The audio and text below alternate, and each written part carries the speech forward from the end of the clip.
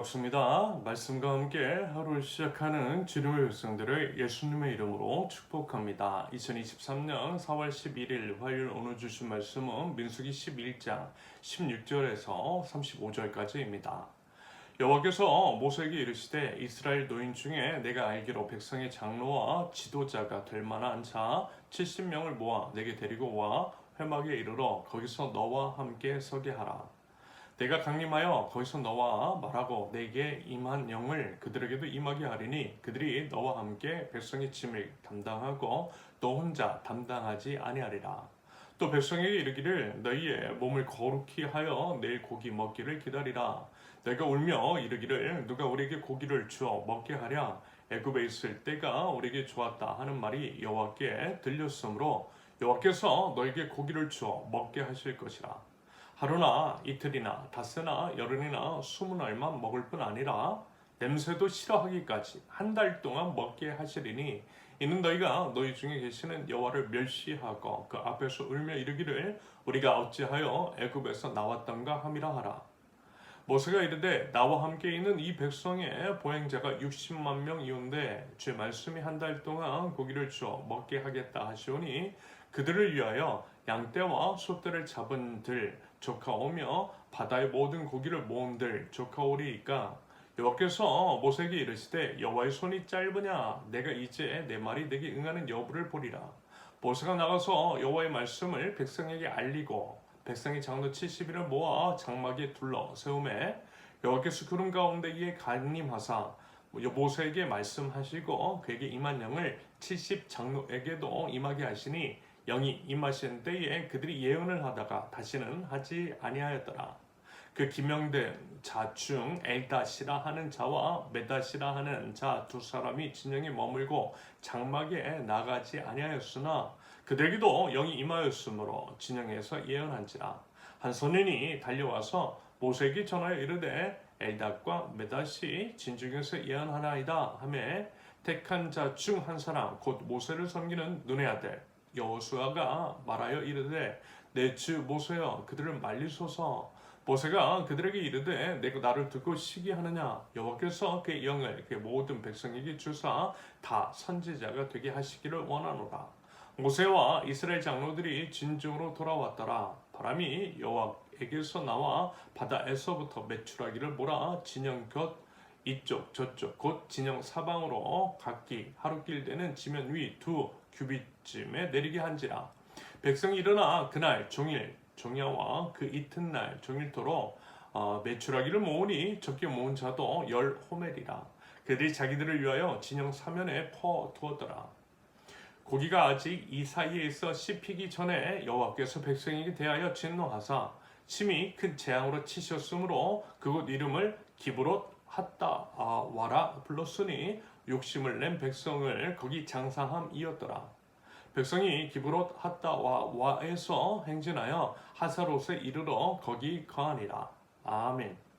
오늘 주어진 본문을 통해서요 두 가지로 말씀을 나누겠습니다. 첫째, 혼자보다는 나눠서 하는 것이 지혜다. 16절과 17절 그리고 24절부터 30절까지.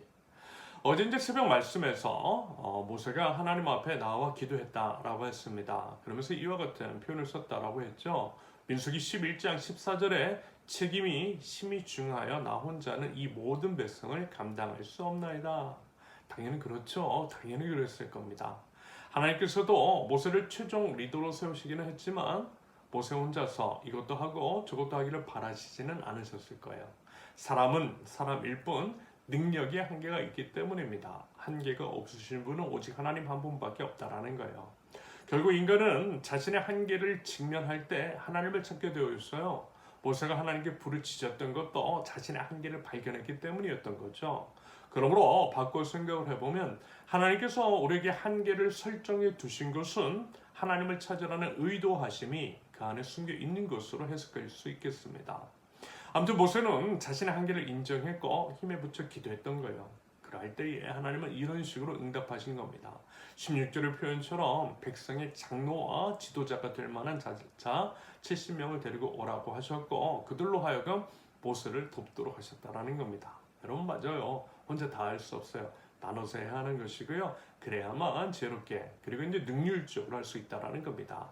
자기 자신을 다 쥐고 자기 혼자서 흔들고 자기 뜻대로 하려고 하면 반드시 탈이 나더라는 거예요. 자신의 한계를 인정하며 하나님께 지혜를 구하는 것은 물론이고요. 각 분야의 전문가를 나와 친한 사람이 아니라 진짜 전문가를 세우는 것이 맞다라는 겁니다. 그렇지 않고 자기가 다 하려고 쥐려고 하고 자기 입맛에 맞는 사람만 세우려고 하는 것에서 기인한 폐해를 여러분 지금 우리 국민들이 모두 겪고 있잖아요. 여러분 이래서 되겠느냐라는 겁니다. 그러면서 우리 세는 교회도 이것을 적용시켜 봤을 때 아직은 규모가 많이 작아서 제가 감당하고 있는 면이 많이 있지만요. 앞으로 이제 조금씩 성장해 나가면서 서로가 공평하고 또 평등하게 또 권한 같은 것들도 서로에게 위임하면서 혼자서가 아니라 우리 모두가 함께 하나님 안에서 아름답게 지어갈 수 있는 그런 공동체 되기를 기대합니다. 둘째, 특별한 것 좋아하다가 망할 수 있다. 18절부터 23절까지 그리고 31절부터 35절까지. 하나님은요, 여러분 참으로 무서운 분이세요. 사실 하나님은 온 우주의 왕이시잖아요. 우리 인간은 여러 피조물 중에 하나일 뿐입니다. 우리 인간이 벌레만도 못하다 라고 하는 표현을 쓰기도 하는데 그것도 사실 후한 표현인 거죠. 하나님 앞에서는 아무것도 아닌 존재라는 겁니다. 하나님의 은혜 없이는 전혀 의미가 없는 우리들이라는 거예요. 한편 여러분 우리도 이런 게 있지 않습니까? 국가 이제 최고 권력자는 차치하고서라도 어렸을 때 선생님 앞에서 여러분 참 조심스럽지 않았어요? 지금은요 교권이 많이 무너졌다라고 하는데 그럼에도 우더른 앞에 직장 같으면 상급자 앞에 서는 것이 편한 것은 아닐 겁니다. 그래도 아직은 유교 문화의 잔재가 남아있는 한국 사회 문화 안에서는 그렇더라는 거예요. 하물며 사람 앞에서도 그러한데 여러분 하나님이십니다. 하나님이세요. 우리가 감히 하나님 앞에 설 수도 없을 뿐더러 하나님 앞에서 건방지게 원망 같은 것을 한다라는 거 여러분 사실 말이 안 되는 겁니다. 그런데 이스라엘 좀 보세요. 우리도 사실 마찬가지일 수 있겠는데요. 하나님께 너무 함부로 하는 거예요. 이것은요 하나님 알지 못해서 그런 것이겠죠. 갓난쟁이 어린아이는 어른에게도 거리낌이 없습니다. 왜요? 모르니까. 반대로 알면 커가면서 알면 그렇게 못하더라는 겁니다. 그러므로 하나님을 제대로 몰라서 그런 것일 수도 있겠습니다. 하나님을 힘써 알아야 하는 이유는 하나님을 제대로 모시기 위함인 것도 있는 겁니다. 이스라엘 같은 경우에는요 사실 출애굽 당시 10가지 재앙을 통해서 홍해의 기적 등을 통해서 이미 하나님이 어떤 분인지를 알 법도 한데 그러면 어떤 분인지 정말 알아야만 하는데 알려고 하지를 않았는지 아무튼 하나님을 모르는 사람들처럼 하나님께 함부로 하더라는 거예요. 원망을 하되 악한 말로 하는 것은 그래서 이제 그랬던 겁니다. 그래서 그때요 여러분 노예로서 자유가 없었던 것은 물론이고 밥도 제대로 먹지도 못했을 텐데 그럼에도 투정과 원망으로 일삼았던 이스라엘 그런 그들에게 하나님께서는요 오늘 어제 나눴던 것 즉 진영 끝을 불로 조금 태워버리신 것보다는 강도가 조금 더 센 심판을 내리십니다. 일단은 이제 엄청 많은 메추라기를 몰아서 이제 실컷 먹게 하세요. 그리고 이게 참 웃기로 표현할 수 있는데요. 33절처럼 고기가 아직 이 사이에서 씹히기 전에 심히 큰 재앙으로 치셨다고 합니다. 심각한 일인데 좀 표현이 웃기더라고요. 고기가 이 사이에 있어서 씹히기도 전에 얼마만큼 하나님께서 화가 나셨겠어요. 아무튼 이제 그만큼 하나님도 화가 크게 나셨다라는 것이고요. 솔직히 이제 해도 너무 하더라는 겁니다. 저 같으면요 아마 다 쓸어 엎었을 겁니다. 그나마 그럼에도 끝까지 사랑하시는 하나님이시기 때문에 그 정도로 하셨던 것이겠죠. 여러분 그 은혜를 잊으면 안 된다라는 겁니다. 알아서 좀 잘하자라는 거예요. 여기서 우리가 주목해야 할 것, 교훈으로 삼을 수 있는 것은 아마 이런 게 아닐까 싶습니다. 한마디로 특별한 것을 찾다가 망할 수 있다라는 거예요. 일상의 것, 평범한 것, 하나님께서 이미 주신 것, 풍성하게 주신 그 만나에 만족하고 또 감사하기보다는 불평, 불만이나 터뜨리고 특별한 고기 같은 것들을 찾았던 이스라엘. 여러분 성경은요 이러한 것들을 종종 경고하고 있어요. 급히 부자가 되려고 하는 것도 정해주신 배우자 외에 외도로 하는 것도 결국 같은 맥락으로 이해할 수 있는 것들입니다.